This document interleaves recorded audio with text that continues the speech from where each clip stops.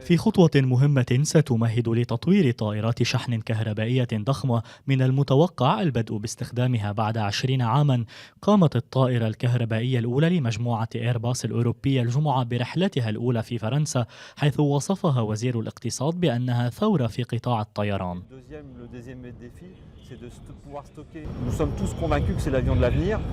نحن جميعا مقتنعون بأنها طائرة المستقبل. في غضون سنوات قليلة سترى هذه الطائرة في المدارس النموذجية ليتم السماح للطيارين بالعمل من دون خوف من الضجيج.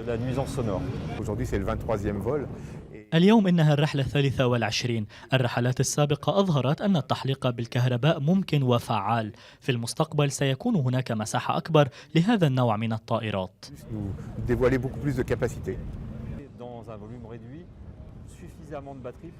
والطائرة الصغيرة التي تتسع لراكبين ويبلغ طولها أكثر من 7.5 أمتار وعرضها حوالي 9 أمتار تعمل ببطاريات ليثيوم، وقد نفذت رحلة رسمية أولى لحوالي 10 دقائق وتمت تجربتها مرات عدة منذ شهر مارس الماضي، فيما بلغ بالإجمال حوالي 15 ساعة طيران، على أن يتم إنتاج الطائرة مع نهاية العام 2017.